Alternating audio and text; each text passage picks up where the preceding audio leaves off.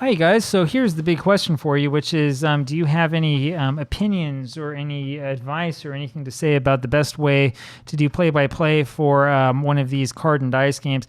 I know that technically I'm not playing card and dice in tabletop. I mean, there are cards and I'm using dice, right? But technically it doesn't count, right? Because I don't have a whole bunch of big old boards in front of me and I'm not using like a separate camera and I'm not trying to do all that other stuff that others do. I kind of like using the computer program because it makes it easier to see and it also means less paper for me.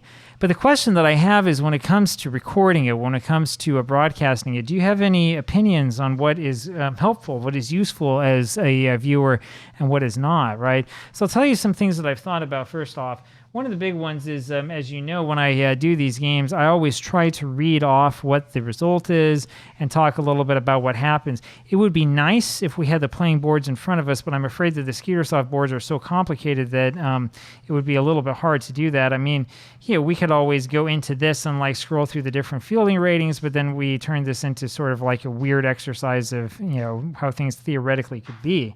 Right. It's kind of fun if you have the outcomes in front of you and you're like scrolling down, I don't know, with like the bases loaded against like a fielding 3, and you're looking through this and you're saying, man, if that was a 31 instead of a 30, it would have scored the runner instead. Since it's a 30, the runner holds.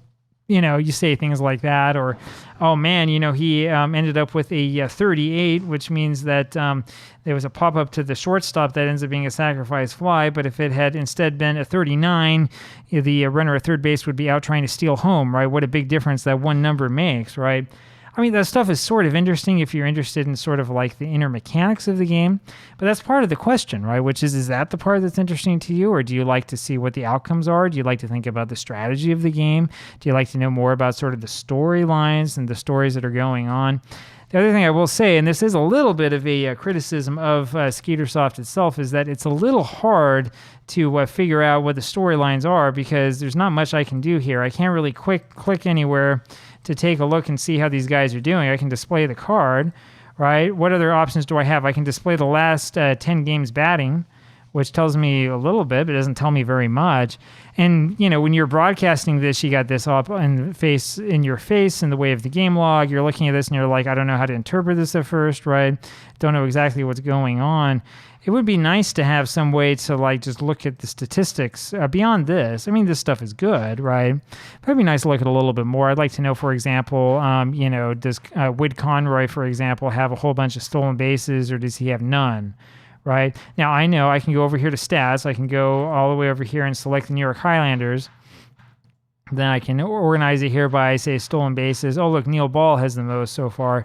With Conroy, you're right down here. He has 2 stolen bases and was caught stealing once, right? So you can do that, but that seems like, a long way to go, right? I mean, we're so you can see I can't even find where the game is. We're here in play game. We got to go all the way over here to stats.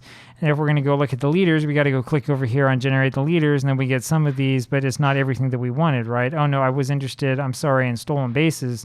So I got to go over here again. Oh, there we go. So Doherty has 11 stolen bases so far, right? How many games has he played? Well, we don't know. We can't even double click on him. We got to go all the way back over here to the standings. And then, he's on the White Sox. They played 18 games. He has, 11 stolen bases. So, and on and on. I mean, you get sort of like a general idea of how it works, but there's a lot of this stuff. It'd be nice if I could just click on it and have it pop up, right?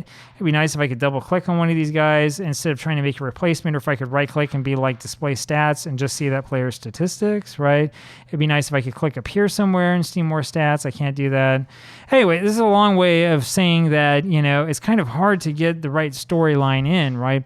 We can do a little bit of work ahead of time and try to understand sort of, what the trends are in the season, who's hitting what and where they're standing, and is there some sort of like streak going on or whatever. Even that, though, is kind of hard to figure out here, right? I mean, again, you go over to stats, you can see hitting streaks. Yeah, pinch hitting / hitting streak, right? So you can get all the streaks for everybody. It'll calculate it for everybody. We do have a hitting streak of 14 games for Honus Wagner, but it's already been broken because we most recently played the May 2nd game, right? I mean, is 14 games really that significant? Probably not. Anyway, you can kind of see what I'm saying, right? There's a lot of different like stories you theoretically could come up with, but there's a lot of steps to get to them, and that's a lot of stuff to do in preparation for a game.